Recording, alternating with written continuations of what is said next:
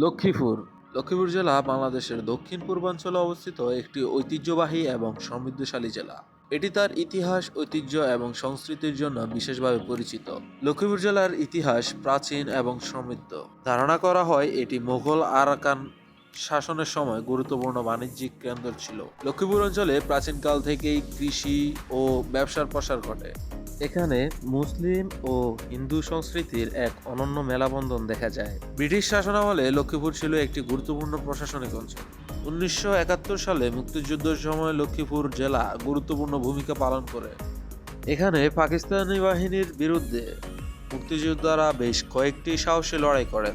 এই অঞ্চলের অনেক মানুষ মুক্তিযুদ্ধে শহীদ হয়েছে। লক্ষ্মীপুরের ইতিহাস মূলত এর কৃষি, নদীপথ এবং ধর্মীয় স্থাপনাগুলোর উপর ভিত্তি করে গড়ে উঠেছে। এই জেলার মাটিতে বিভিন্ন ঐতিহাসিক মসজিদ, মন্দির এবং জমিদার বাড়ি দেখা যায়, যেমন রাজগঞ্জ জমিদার বাড়ি।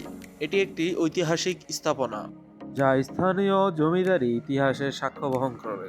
শাহ সীমান্ত দরগা এটি একটি ঐতিহাসিক ও ধর্মীয় স্থান যা বহু ধর্মপ্রাণ মানুষের আকর্ষণের কেন্দ্র। লক্ষ্মীপুর জেলার সংস্কৃতি সমৃদ্ধ এবং বৈচিত্র্যময়। এখানে গ্রামীণ সংস্কৃতির প্রভাব অত্যন্ত বেশি। এলাকার লোকগান, যাত্রাপালা, পল্লীগীতি স্থানীয় জনগণের জীবনের একটি অবিচ্ছেদ্য অংশ।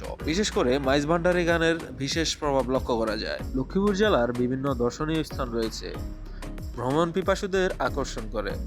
এর মধ্যে উল্লেখযোগ্য চন্দ্রগঞ্জ থানা মসজিদ, এটি প্রাচীন স্থাপত্যশৈলীর একটি অনন্য উদাহরণ। রামগতি নদীর তীর, মেঘনা নদীর তীরবর্তী এই স্থানটি মনোরম দৃশ্য উপভোগ করার জন্য বিখ্যাত। প্রতিদিন এখানে শত শত মানুষের ভিড় দেখা দেয়।